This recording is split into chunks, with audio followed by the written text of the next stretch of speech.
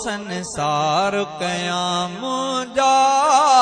मिठा मोहम्मद तुंजी अज़मत जे मथां घोर संसार कयां ऐं नुबूवत जे मथां घोर घर बार कयां मुंजा मिठा मोहम्मद मुंजा मिठा मोहम्मद तुंजी अज़मत जे मथां घोर घर बार कयां ऐं नुबूवत जे मथां घोर संसार कयां मुंजा मिठा मोहम्मद मुंजा मिठा मोहम्मद गुनहगार आयो दिंगा आयो ॾाढा किना को जड़ा सफ़ा आयो साधा मगर वचन आहे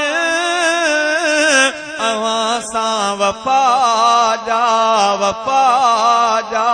वफ़ा जा तुंहिंजे दुश्मन जे मथां तुंहिंजे दुश्मन जे मथां हिकु न सौ वार कयां मुंजा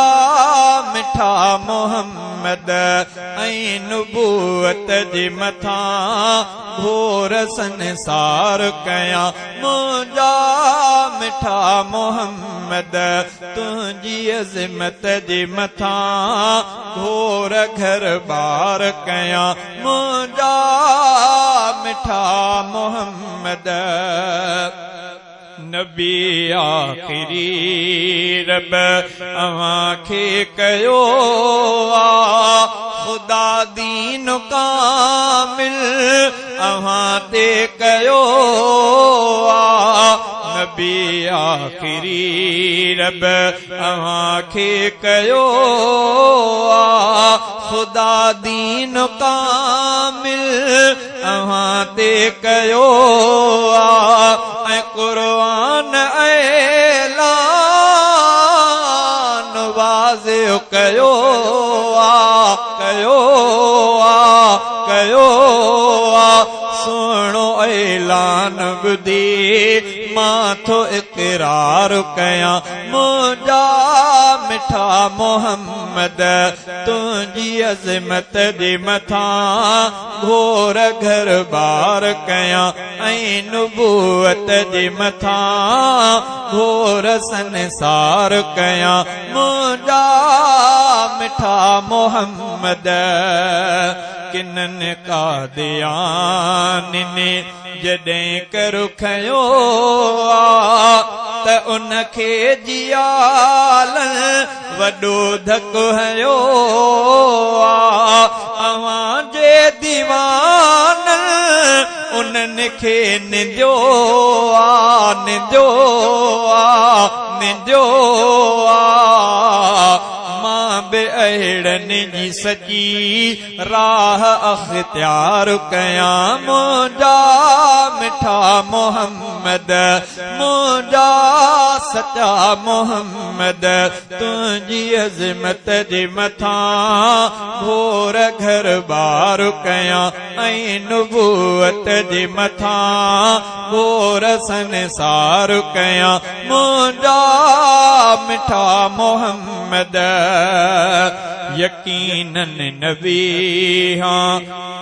यकीनन नबी हाणे ॿियो को न ईंदो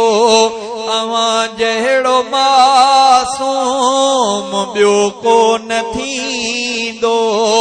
यकीनन नबी हाणे ॿियो को न ईंदो अवां जहिड़ो मासूम ॿियो को न थींदो वचन अवां सां न दुश्मन खटींदो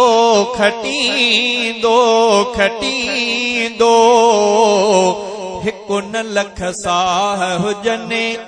हिकु न लख साह हुजनि सब जा सब वार कयां मुंजा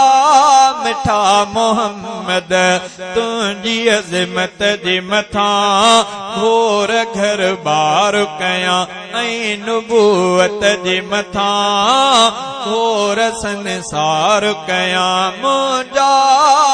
मिठा मोहम्मद शफात अवां जीअ जो हक़दार थे शल हुते मुर्तज़ा जी बिकासार थे शल शफात अवां जीअ जो हक़दार थे शल हुते मुर्तज़ा जी बिकासार थे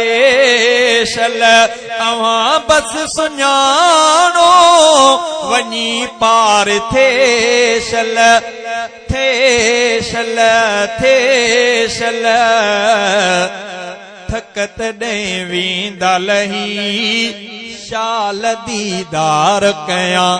थक सबई वेंदा लही शाल दीदार कयां मुंजा मिठा मोहम्मद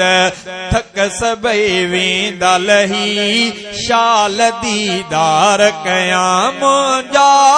मिठा मोहम्मद तुंहिंजी अज़मत जे मथां घोर घर बार कयां ऐं नुबूवत जे मथां घोर संसार कयां मुंजा